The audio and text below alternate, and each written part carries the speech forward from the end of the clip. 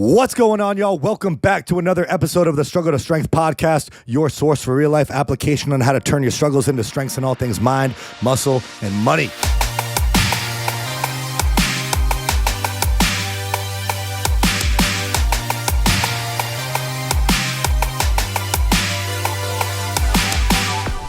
You have one, a very compelling story, but two, a topic that a lot of people don't talk about enough.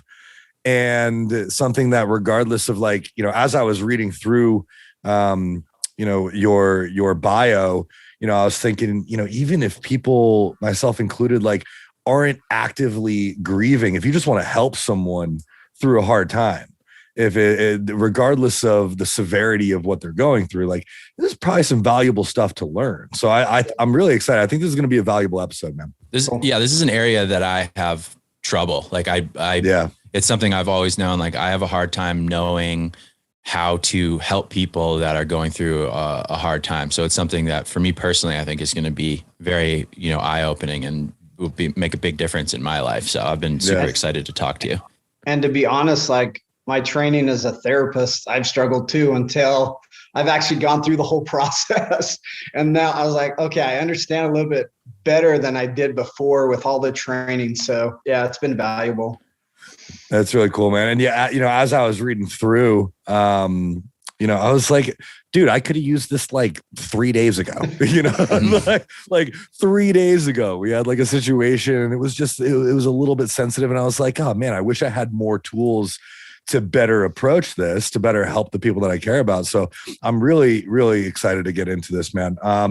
I think the best sort of course of action is I want to learn a little bit more about you and your story. Perfect. And then we'll kind of dive into how you learned to deal with what you learned to deal with. And obviously, as a licensed therapist, there's a lot that you went through, both from an educational perspective and with your partner of putting together your these boxes. Uh-huh. So yeah, I'd love to start just by learning a little bit more about you and what you've been through, man. Yeah, perfect. So I think where I like to start is probably about 4 years ago, I felt like my life was going better than it has ever gone in my life. I was working at a recovery program as the clinical director. We were building a dream house. My wife lost 100 pounds. My boys are thriving in school and in sports. And I felt like my life was just rocking and rolling. And this is the dream that when you get married and have kids, this is the life that you want. And then when I had this moment where I said, oh my gosh, my life is so good right now. About a month later, my wife comes to me and says, hey, Jay, can you feel this lump in my stomach? And I went over and I felt this lump in her stomach. And we said, what is this? She's like, I don't know. Let's not freak out. Let's give it a week and we'll see what's going on. So a week later, came back and felt that lump in her stomach. And that's where we noticed it had grown. And that's where some concerns and fears started to creep into our life. So we went to the doctor and our doctor did some work. And then the doctor says, I don't know what it is. I need to refer you to a couple more places to get some scans and blood work. And we felt like our life is going good, but we felt like it was on hold. So we began to go to these doctor appointments and blood work, and they'd come back and we couldn't get any kind of answers to what was going on. So we felt like our life was on hold. And then through a series of doctor's appointments, we found ourselves in front of an oncologist surgeon that says, I'm not going to jump to conclusions, but I want to do exploratory surgery and figure out what's going on that's causing this large mass. So we found ourselves at the hospital doing exploratory surgery, and the doctor began to do the surgery, and she was going to do a partial hysterectomy with my wife. And that's where she found concerns. There was some concerns that she found, and she closed up surgery because she didn't want to rock the boat. And then shortly after that, she came into this waiting room, and that's where my life began to change, Josh and Travis. The doctor came in and my in-laws were there. My sister was there and my wife's best friend there. And she looks at us, she goes, I am so sorry. Your wife has stage 4 colon cancer.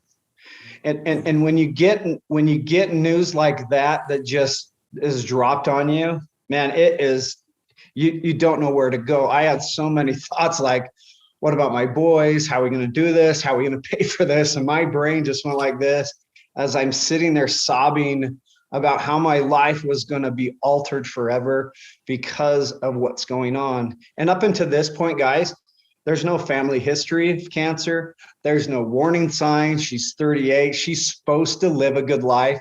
And this is supposed to happen to people that have lived a long time, not a young family with 2 boys trying to be the best we can be. So that's kind of the news that rocked our world. And then I remember the doctor coming into my wife's room, and she shared the news.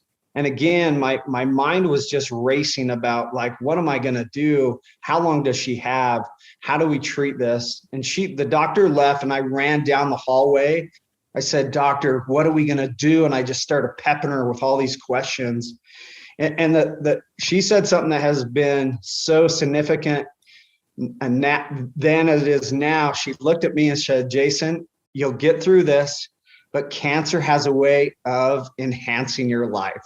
and I looked at her and I said, "I don't want my life to be enhanced. I was living a good life. I don't want this." And she goes, "I'm sorry, Jason, this is what you're going to have to figure out as a family and with your support, how to get through this and how to find what you need to be able to heal and get through this." And that was just a defining moment. And again, I didn't want that news. I didn't want my life to be enhanced. I just want the life I was living before.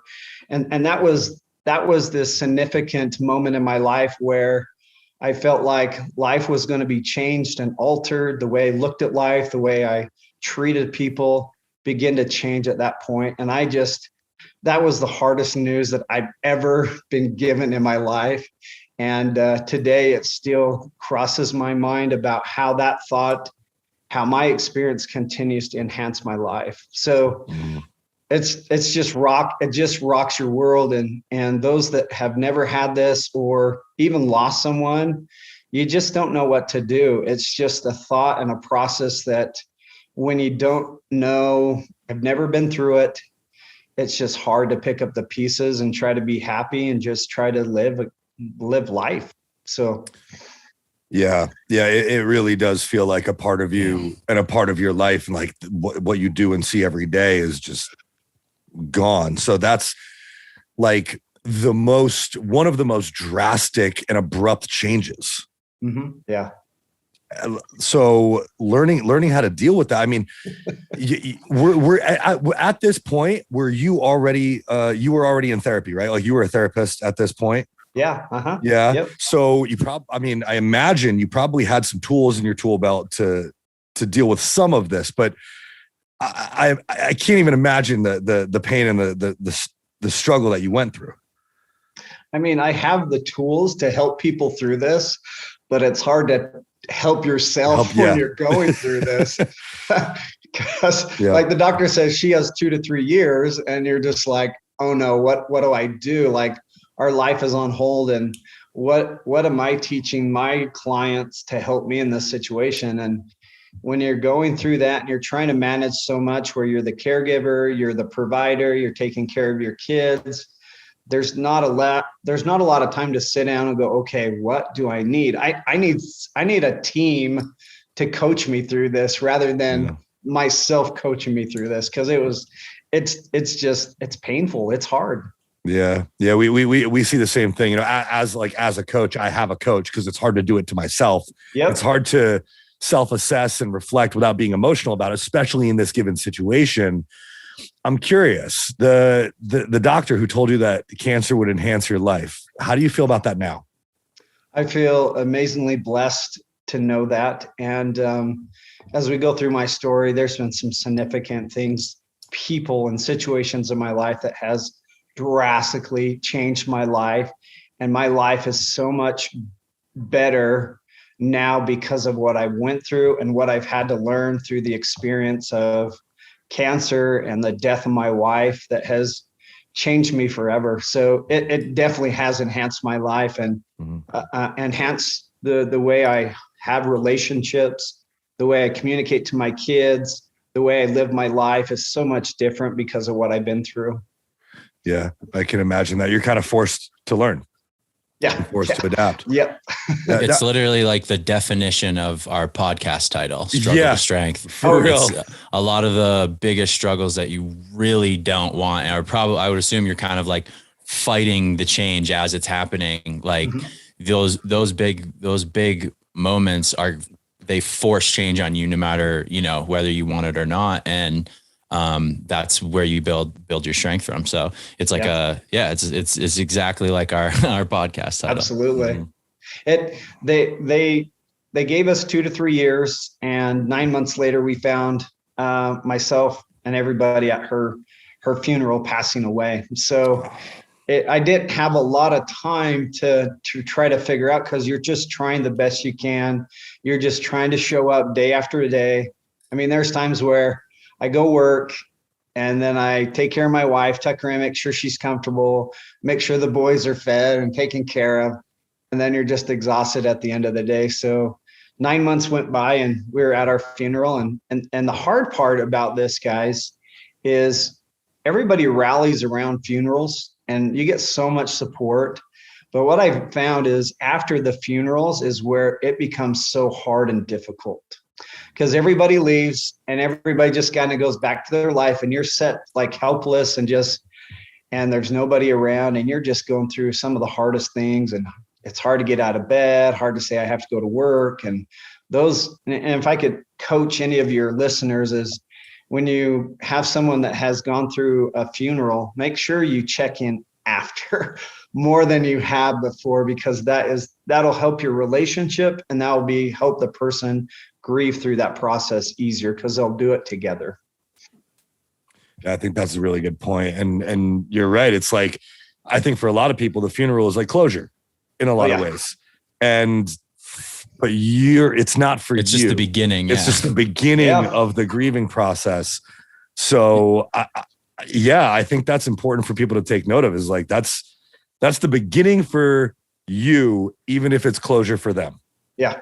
In a lot of ways.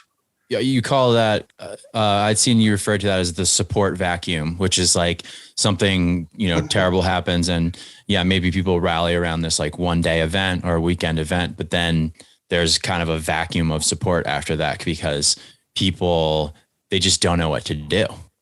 Or say, Travis. Yeah. What do you think it is? Do you think it's that they just don't know, or it's almost like overwhelming for them? Like they're kind of like afraid or overwhelmed, or is it like they don't know what to do, or they're kind of like put off by it? Like, why do you think that is? So I end up doing nothing. I mean, I think about like when you get married or when you have a baby, so many people give you some advice, but like when you have someone pass, you don't know, no one tells you or coaches you through. And then people are so nervous about what to say that they're going to rock the boat and they're going to create extra emotions and make it worse. So they just end up doing nothing. And sometimes that is the worst thing you can do, is just not do anything. So people don't know, and people are nervous and scared to tiptoe around the issue rather than just go sit with the person and just talk with them. That's what you would need, is just sit down next to them or take them to lunch and say, let's talk. Like, how are you really doing? Rather than saying, hey, if you need anything, let me know. Yeah. You just need people to be proactive and just link arms and go through it with them. Yeah, well, I noticed that a lot, even outside in less severe scenarios, like hey, if you need anything, let me know. It's so passive. It's saying that like, I want to help, but like, I don't really want to help that bad. So like, let me know if you need help. And I'd rather be much more direct. And something that one of our podcast guests was really adamant about saying was, instead of asking people how they're doing, like asking, how are you feeling? Like, really, how are you feeling? And like, in a situation like this, sitting down with someone and actually asking them how they're feeling. And when they say, I'm all right. And like, no, dude, how are you feeling? Like, actually tell me. And I don't think it's, I think it's okay to dig a little bit. Yep. because, it's got to get out.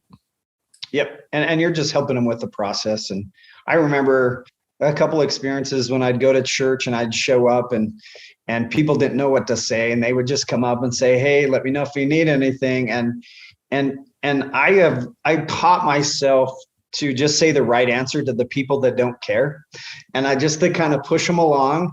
But the people that will stay engaged and ask those harder questions, Josh, like, how are you feeling? Like, what are you experiencing right now? And stayed present. Those are the people I knew I could invest and I would open up to, because I knew those people were going to stick with me regardless of how hard it was.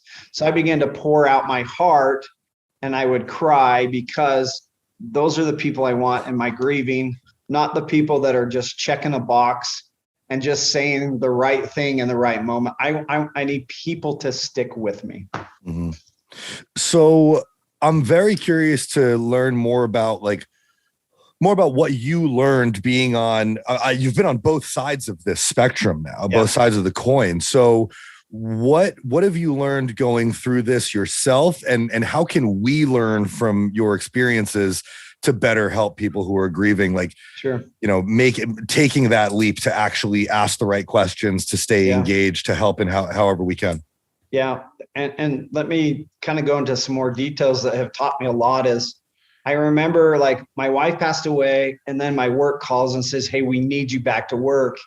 And so eight days later, I was like, I got to go back. Maybe if I just start helping people, it will help me. And I began to just start grinding it out and just trying to help people to see if I could feel better.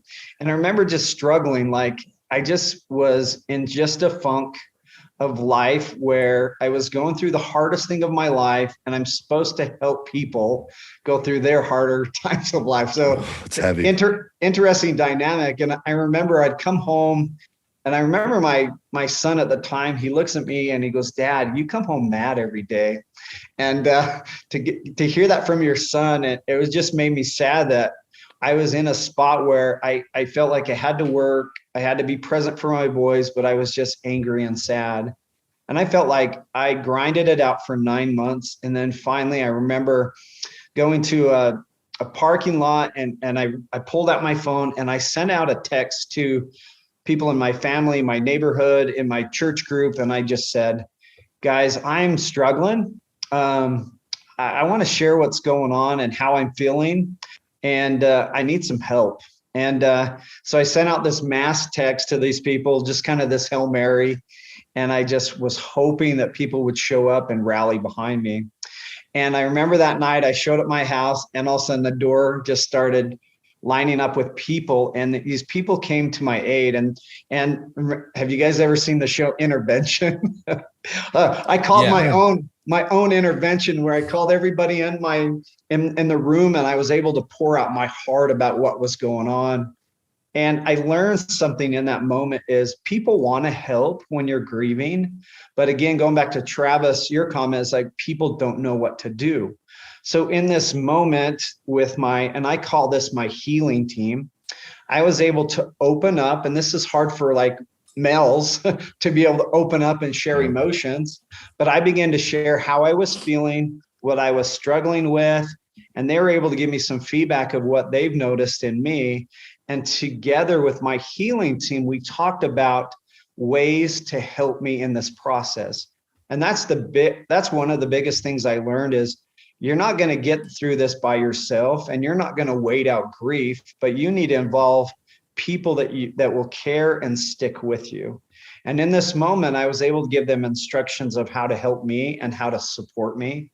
And we rallied around, and I was able to offload some of the stressors I was feeling and put some responsibility on different people to help me, give me the strength or take the edge off so that I could feel better and I could feel happier.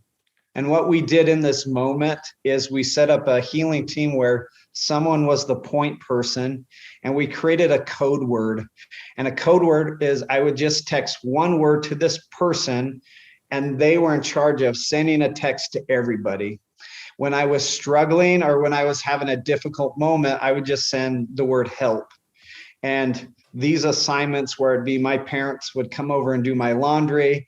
this neighbor would come over and take the kids for the day. These people would bring me dinner.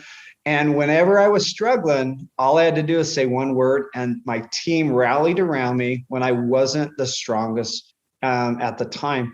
And that was so comforting, that I was linking my arms with my team, and they were helping me grieve and heal through the process.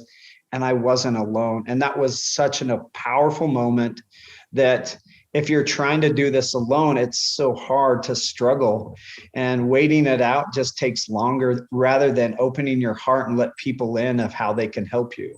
And remember, these people in my support system, they're also grieving. So to give them an opportunity to help you helps them grieve as well. And again, they don't know until you have to invite them or let them know what's going on and how they can help you.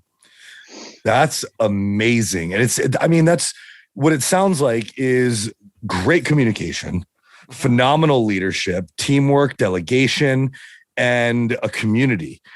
And, I think a lot of people, when we experience death in our lives, a lot of people are familiar with, we bring them food, because of course nobody wants to cook, but nobody thinks of all the other stuff. So you just end up with a ton of food in your house that you're never going to eat because you're not hungry.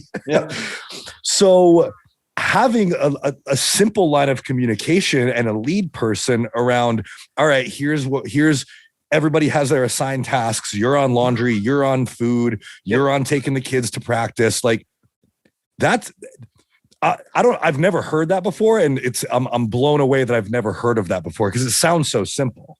Yeah. But it sounds so simple, but you know what? In those moments when I knew I had that as an option, I knew I could get through hard things. I was encouraged by that. Like, whenever I'm weak, I just send a text, and it's like, okay, when I'm at my darkest hours, I have a way to get through that. And it was just like, oh my gosh, I have a solution when things are hard. And I woke up happier and knew that my team was on my side. Yeah. And I'm sure, I'm curious, were you ever hesitant to send that text? Absolutely. Yeah. Remember, it's the male in me that just wants to feel like I'm strong and I can do this. But I mean, my boys were seeing right through me when things are hard. So I knew I needed to show up happier, and I needed to show up better for my boys, and most importantly, myself. So it went back to like, I want to choose happy over being sad. And I just had to do that on a regular basis. Like, what do I want? Do I want to be happier longer, or do I want to be sad? So it's a daily and a conscious choice I had to make. How long for you was like the healing process?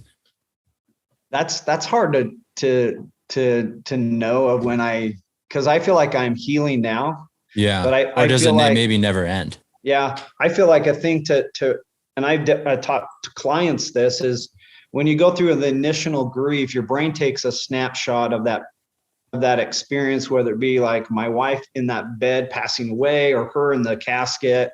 And my brain just relives that, and it creates emotions.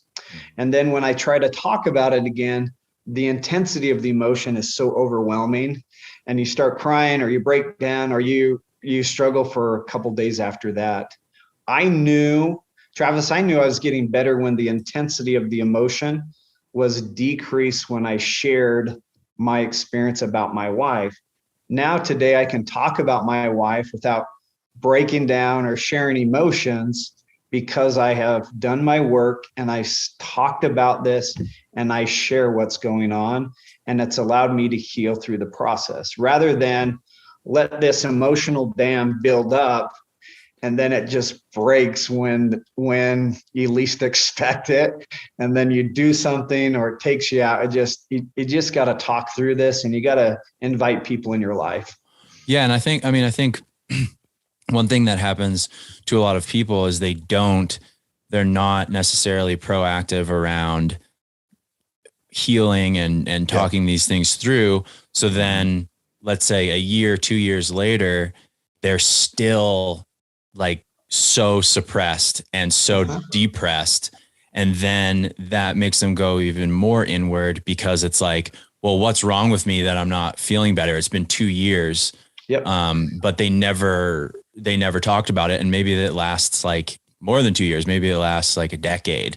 And I think there's like a kind of a shame that goes along with that for some people. Cause it's like the longer it goes, the harder it is to ask for help. It's, it feels like, well, how do I ask for help for something that happened 2 years ago? There's a lot of people who are kind of victims of different things that fall into that trap, which is like, well, I didn't do anything when it happened because it was traumatic. And then like a year, 2 years later, like no one wants to hear it. That's the way they think. And so I think, that's probably the hardest part is like, there's definitely what I'm hearing from you is like, there's definitely, a lot that we can do as support for the people around us, but the person going through that also, if they like you said, if they put together or if they just ask for help, I think they're going to get it a lot more than they think that they will. Yeah. I think a lot of people like, if somebody that I was friends with or family reached out to me and was like, hey, I really need your help. I'd be like, boom, done. Let's go. Let's do it. Whatever you need. But, am I necessarily going to even know who needs help? People are so good at hiding these things. Like, am I, I have like 3 jobs and a social life. Like, am I really even going to know who's hurting if they don't reach out? I think that's kind of, for me anyways, that's like the hardest part. Yeah. Yeah. Getting those words out, I need help, is so hard. So that's where it starts. And what I've seen, Travis, is those that have had a traumatic event and then they keep it in, it starts to ripple out and affect relationships in different parts, whether you know it or not. You respond a different way or you react. And that can be some of that experience that you had and you're holding on to. And it affects the way that you show up and the way that you talk to people. And then it just kind of ripples out and people get about 10 years and maybe they're getting a divorce, and maybe it could be something that back in the day or processing these emotions, it could have changed kind of your life or your happiness. But people are so willing and protective of holding on their emotions and showing that they are not vulnerable and they're weak, because that is seen as a sign of like the worst thing for people. So it's hard. It's hard all around. It is. I think that, myself included, almost everyone has tried to, especially men, the way that we're raised, have tried to suppress those emotions and just bury it. And that's how we're taught to deal with it, kind of suck it up in a lot of ways. But man, that shit comes back. Oh yeah. That shit comes back in the ways that you would never even expect. And so, I think, something that I like to talk about and I encourage people to do is, if you're worried about what your friends or your family are going to think of you for asking for help, for having those conversations, that's why we have people like you. That's why we have therapists. Yeah. Like, let's find someone who we can have an open, honest conversation with, who's a neutral party, who can actually then encourage us and teach us tools to have those conversations with other people so that we feel more comfortable with it. I think that's an absolutely important part. I mean, like, dude, I'm dealing with shit from a decade ago, and that's okay. But like you said, the strength isn't in suppressing it. That's just going to make you weaker. The strength is learning how to get through it. Like, the struggle is the strength if you let it. If you react appropriately, it can either make you great or it can suppress you. Yeah. So you have to take the right action. And that's where, obviously you have great tools and you had a good community and resources, but that's the most important step, is to just talk about it with someone. Yeah. And it's not even just like putting that off onto the therapist, as in like, you can go to a therapist and deal with your problems. It's like, go to a therapist so they can help you have your community help you with your problems too. Yeah, you know what I'm saying? Like, because that really is, I think one of the hardest part is not feeling like a burden, like knowing how to ask for help, how to reach out. But if you have like a therapist who can coach you and kind of help you put that plan together, that's huge. I remember years ago when I was learning how to be a therapist, and there was a lady that was thriving. And I said, hey, what am I doing as a therapist to help you? And I was waiting for her to just like praise me. And she looked at me and she says, "You've done nothing, Jason. You're just there. You're just there and you're just listening." And I was like, oh my gosh, this is what it is. It's just allowing you a place to share. Remember, the intensity of the emotion goes down the more you talk about it. And then it becomes easier to open up to family and support people. So that's what a therapist is, just to take the edge off of those emotions and be able to find a safe spot to talk about those hard places without judgment. So if we can look at it that way, we can look at it as, this person is helping me, and this person is a part of my team. Mm-hmm. What's the best way to go about finding a therapist? Because even that, I feel like, is kind of something that seems a little intimidating, sometimes. Like, what's the process like? Do you just go on Google, or like, what should you look for to find like a good therapist? I always say this, like, all therapists aren't good. I'm just going to throw that out there. But, and I always say, if you don't like your therapist, I say, try it out for 3 to 4 sessions. And if you're not connecting, I say, look for another therapist. This is your life. This is your investment. Don't sit and wait it out. I say, give you 3 to 4 sessions. And if it's just not clicking, I say, move on. But don't give up after one. Don't give up. You got to find a spot to be able to heal. So you can go back to I recommend, here in Utah, we go back to our church groups, and they have referrals that they can send out to. There's a great website called Psychology Today. Yep. And you can jump on there and you can read their specialties and what they're good at, and you can get familiar with them.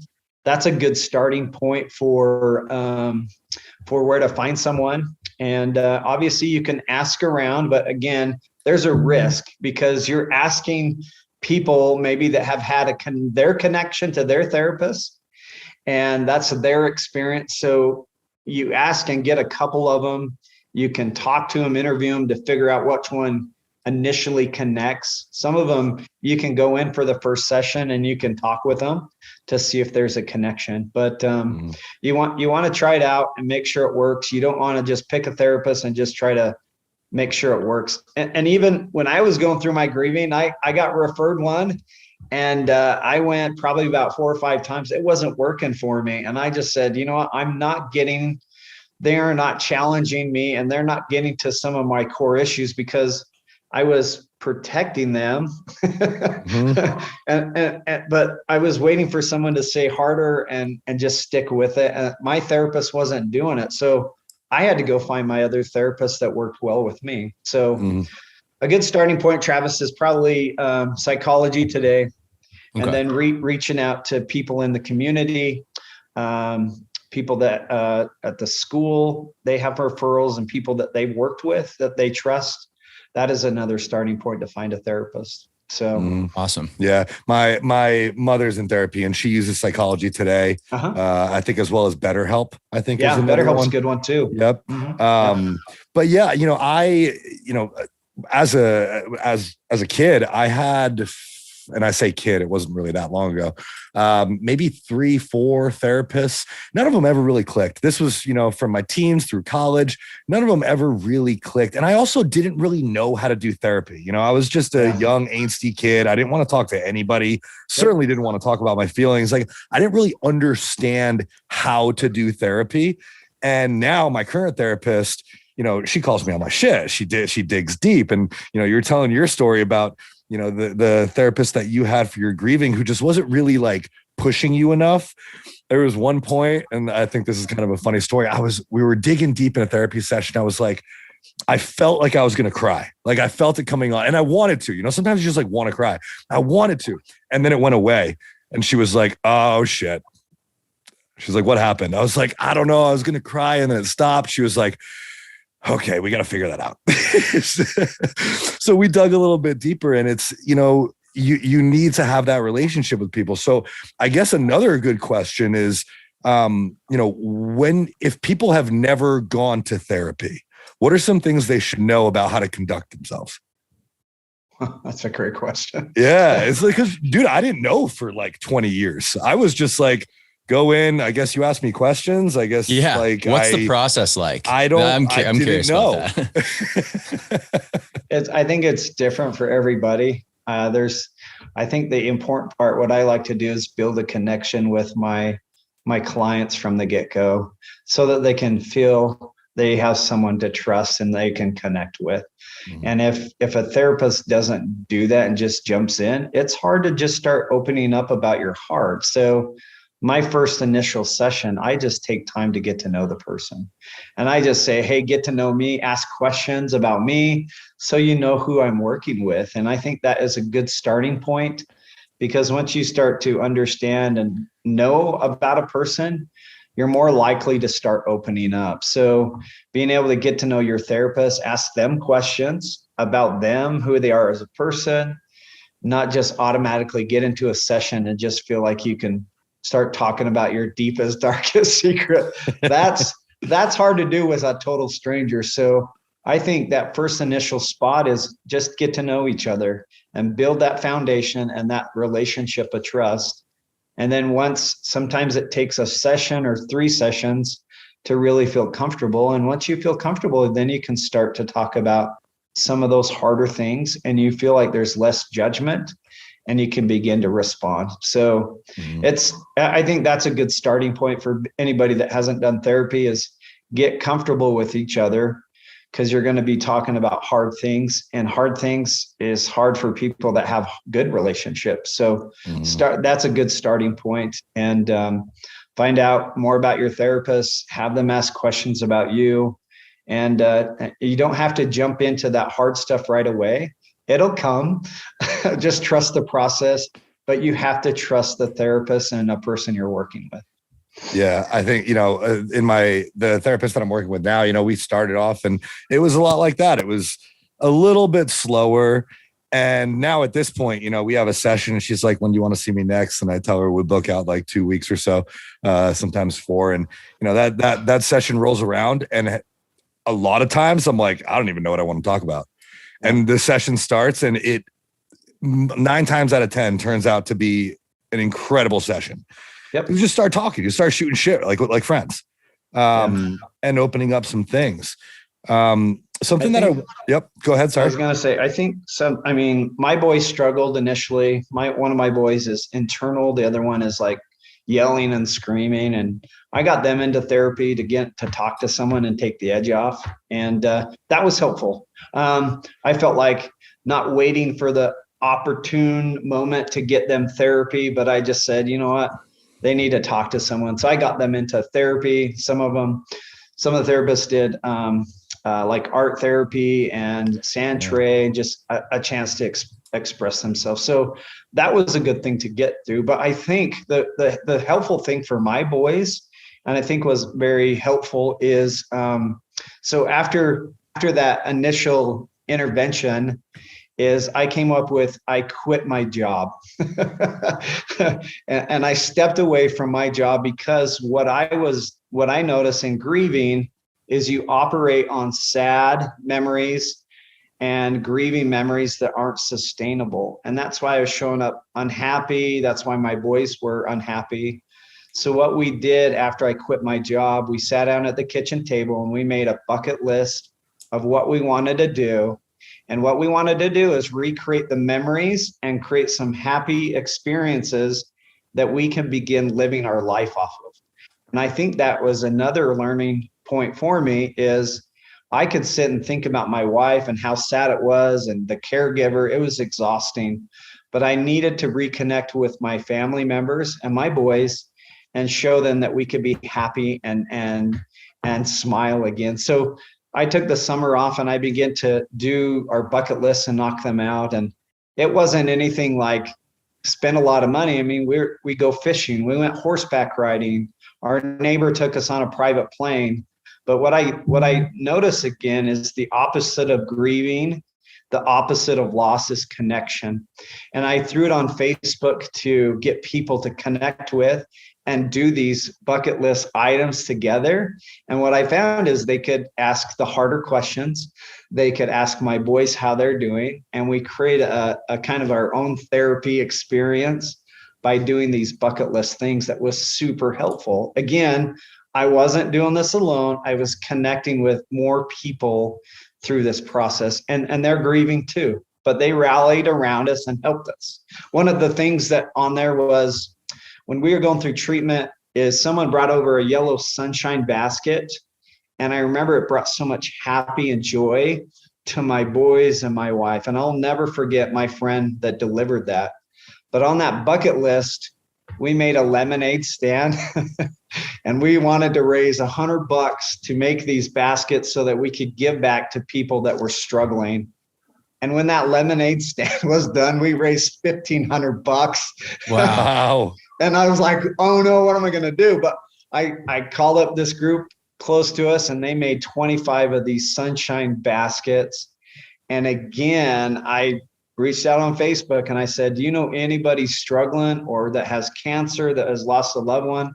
We want to deliver these baskets to you. And what was amazing, again, I was connecting to people. I was getting out, and the more people I ran into, I could talk about my story, talk about how I was doing, and it could reduce the edge of those emotions I was feeling. So we began to just deliver these with me and my boys. And the act of service was forgetting about the pain, and I was focusing on someone else, was extremely helpful in our healing process. My boys could help their kids. They could ask my boys how they were doing. And it began a way to keep the memory of my wife alive. And she wasn't out of my life. I was keeping her in my life by sharing this box, and I can share my experience about what I was going through. And that for my boys and later for me became my biggest therapy. I was talking, I was connecting, and I was serving. And those were such a great experience to help me get through what I was experiencing, because I was talking about it on a regular basis and I was connecting, and it's brought a lot of joy. And what I taught my boys too is we would go to the store and buy yellow things. And I remember my boys, whenever I take them to the grocery store, they would start to look for yellow things and we'd think, oh, we need that, we need that. But I taught them how to focus on something that's happy, and they began to be happier and they began to share, and we began to start living life and be happier again. And it was like, oh my gosh, this is working. Oh my gosh, I can be happier again after loss. And it meant so much. It meant so much that I had people across the country that were reaching out and said, I want a sunshine bucket. And I was like, how am I going to do this? So we designed a box and we began to fill it up and we began to ship it all over the country. And I was, again, me and my boys were giving back and helping people become happier again. And that's became such a big way of how I'm healing, how I can be happier again. To make someone smile after they've gone through a difficult time has just been some of the best healing for the grieving process. And I'm who I am today, and I'm happier, and my life is enhanced because I found that this is the way to help people heal and help yourself heal. I have a question about the healing and becoming happy and like making new memories. But before that, because you have the sunshine boxes, I'm curious, like, what do you put in the sunshine boxes? So initially we were just filling them up with yellow stuff that was done to us. And that we put a blanket, we put like candy and just all kinds of yellow stuff that you can find. But what I noticed was when we started doing these boxes, we didn't want people to just put a Band-Aid over their healing process. We wanted to create things to help them long-term. So as a therapist, we began to go back to the drawing board with my biggest support. And we began to carve out things that will help people be happy. So therapeutic things in these boxes. One of the things in these boxes now is we have, going back to nobody knows what to say or do when you go through that. We have a deck of cards that is our support deck. And when someone receives a box, they give it to their healing team. Those cards, well, they're therapy questions to text or say to the person, to get them to talk about and open up. So it does the work for you, is you just follow the deck of cards and you can help someone kind of pull them out through those conversational cards and get them to open up.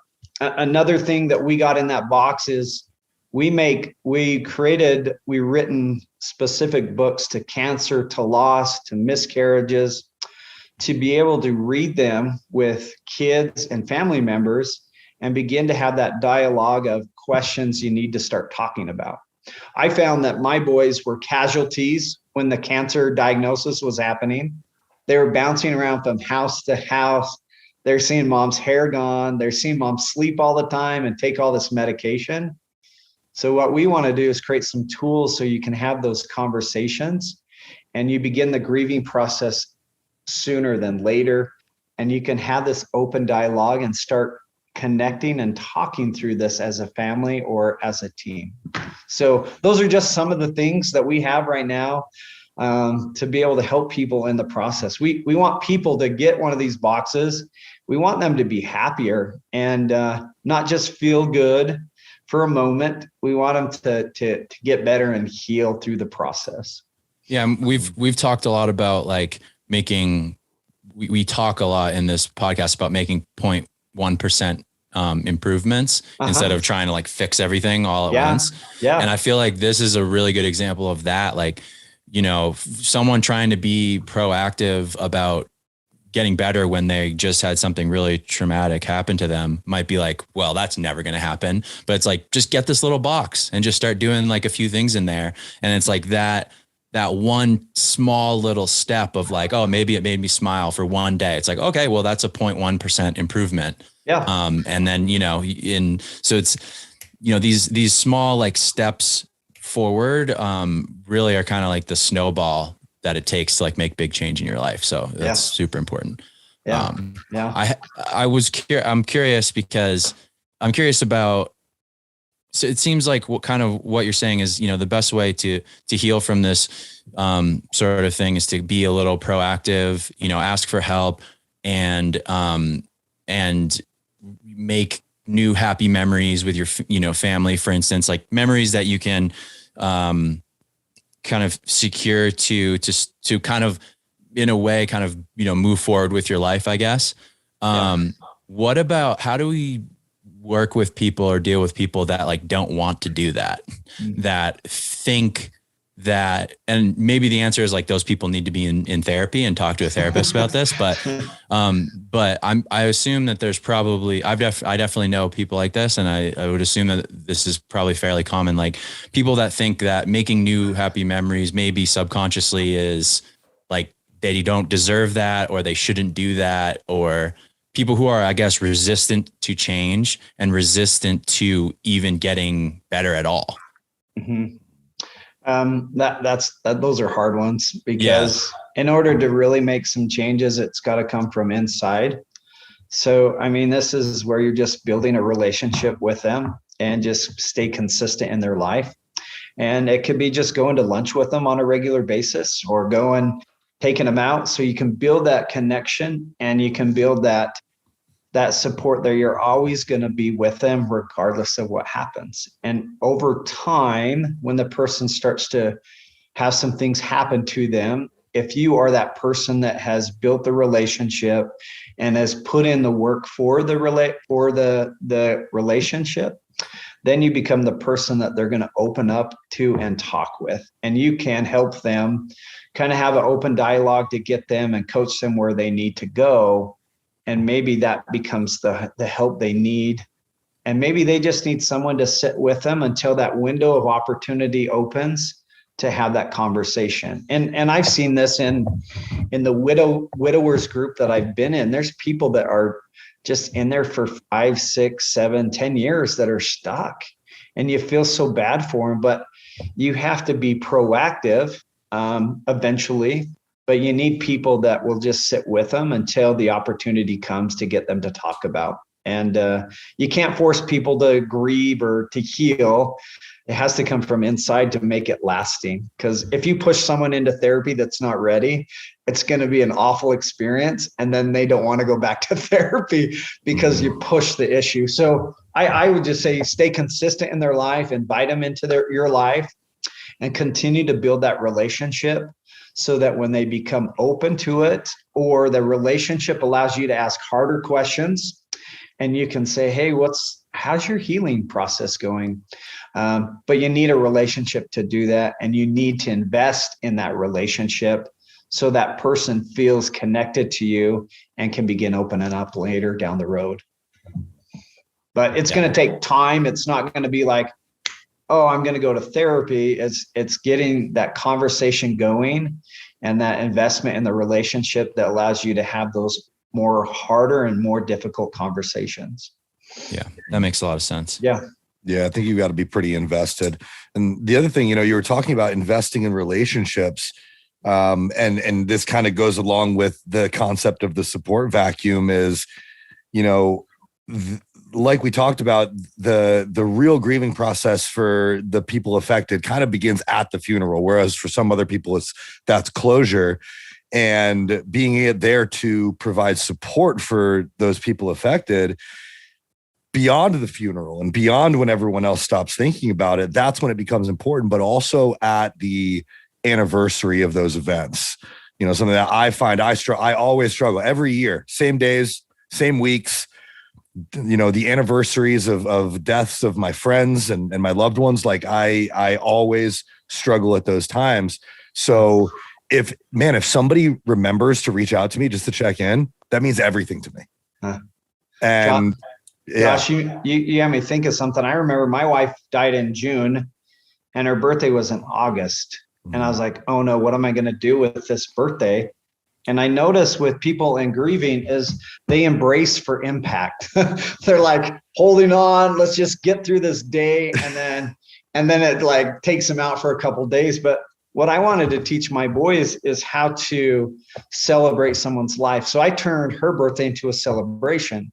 So we said, what are mom's favorite things? So she likes circus peanuts, chocolate covered cinnamon bears, chips and salsa, and the movie Goonies. So what we've done I love all those things too. We made this a celebration where we got a bunch of those and we invited people over to enjoy this with us. Remember, again, a connection. And people would come over and we cried. They were able to check in with us. But what I noticed, and this was significant, is the next year after that, my boys came up to me and says, hey, what are we going to do for mom's birthday? Are we going to watch Goonies again? Are we going to do chips and salt? I don't really like circus peanuts. Can we not do those? But again, it shifted the way that we looked at her anniversaries and death days. And we look forward to them and we can't wait for them to happen because we treat them as a celebrating their life and not embracing for impact and that emotional hard day. That these moments will allow you to get through those grievings rather than forget about them and just hold in those emotions. Make a celebration so that you can have those emotions come out and you can connect with more people that you need help with. I really like that. I think there was a point in time, and this may be a cultural thing, I don't know, but there was a point in time where my relationship with death changed. Throughout my teen years and even into my early 20s, I didn't have a great relationship with death. It was taking things from me. It was the end of something so special.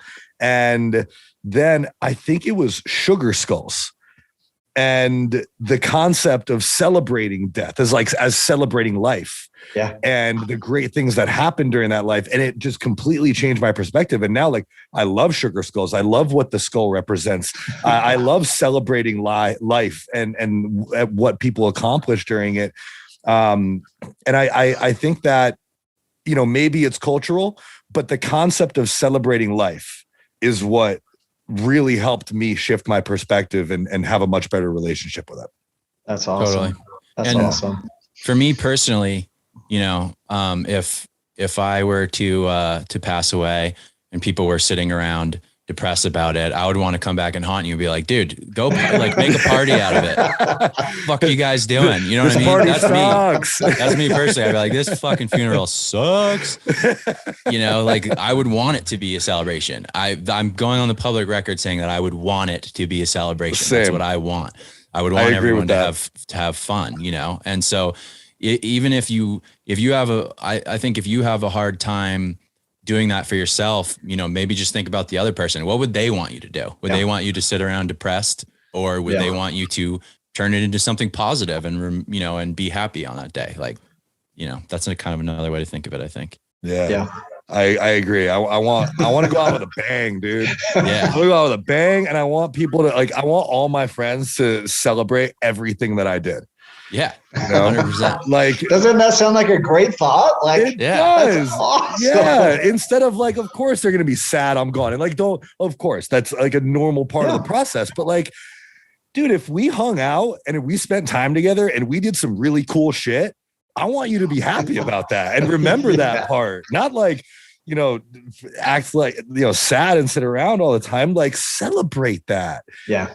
And I think that is a really important note here, and like a good way to change your perspective on death or on loss or on the grieving process is the person that you lost lived an incredible life and they did incredible things and you spent a lot of incredible time with them. So celebrate that. Enjoy it. I think people also, when I've dealt with people grieving, is there's this fear of if we do things or if we do things in our life, we're going to forget about them. And I think this is a way to keep the memory and keep them involved in their life. So you get to celebrate them every year, and that's great. And that keeps the spirit of them in your life. So, and again, that's why I do my baskets is I get to keep my wife in my life. And I feel like over the last couple of years, I've really strengthened my relationship with my wife, because I get to talk about her and I get to do things just like her and experience life like her. And that keeps my memory alive, and she's still alive in my life. And I love it. It's just like such a happy event to know that person we don't forget about them. They're still in our life. Like if Josh did some cool stuff, like let's every year, let's go do that in honor of him. That would be so awesome to do. Yeah. And the simplest thing is, you know, a lot of my friends who have passed, you know, actually I owe one of my friends a phone call. So Petty, if you're listening to this, I'm going to call you soon. But the best thing that ever happened for me was being able to talk to or call my friends or have them call me and be like, hey, you remember that time Brian did this, you know, and like, and just funny stories and dumb stuff you did or whatever it was, things that made you laugh. And you're like, oh God, yeah, we were so stupid, but it was so much fun. And so even if you're far away from your people, if you can call them and relive some of those memories, even if you're not recreating those memories, I love that concept, but you know, relive them, talk about them, laugh about stories and have fun. So if you're unsure of what to say to someone, you know, in that situation, I think that a fond memory is always a good route to take. Yeah. Absolutely. Yeah. Absolutely. Yeah, man. So there's a lot of tools. We covered a lot in this episode, and I think it was really beneficial for me, especially coming up on, you know, some hard times that I have, some anniversaries that I have coming up in the next few months. As well as just like hard things that we go through in our life, whether it's death or just hard situations. Hard things are hard to go through, and they're really hard to go through alone. And I think that we covered a lot of really powerful tools here to help us just get better at those, whether it's communication, delegation, having a community, just reaching out and talking. So, man, I really appreciate you coming on and sharing your story, Jason. This was very, very impactful, very valuable. And I know people are probably going to want to learn more about you and definitely more about the sunshine boxes. So give yourself the plug, man. Where can we find you? Where can we learn about the boxes? Everything. So you can find us on givingsunshine.org. You can follow our mission and learn about what we're trying to do. Find us on Instagram at Giving Sunshine Daily, Facebook, Giving Sunshine Daily. And the cool thing is earlier this year, I quit my job again, and I'm doing this full time. Nice. And Nice. here in about a week, we're doing a Kickstarter to raise money to get people behind our cause of finding ways to give back in these boxes. And right now we have a box for cancer, for loss of a loved one, a sunshine box for those that are just struggling. But if we can get people behind us, we have plans of doing one for first responders, the military, the LGBTQ, the addiction community. We already have plans. We just need people to get behind us, and we want to just make this like a movement to help people be happier. So that's the exciting thing, and that's what made me quit my job so that I can give back and I can help more people. And that's just all I want, is I want people to feel happy and healthy, or like I've been. And just gives me a platform to see how I can help people and meet awesome people like you guys, and champion the cause of helping people. That's what we want to do, is just helping people through this process. I love that, man. Send us the GoFundMe link. That'll be in the show notes down below if anybody wants to contribute. Yeah. Let's get the link. We'll pop it in the show notes. This is a great cause, and spreading happiness. There's nothing better than that. So yeah, I'm very much behind it, man. So thank you again, Jason. Thank you again for coming on. Thank you for sharing your story. Everybody who's listened to this point, thank you for tuning in to another episode of Struggle to Strength podcast. We will see y'all next week.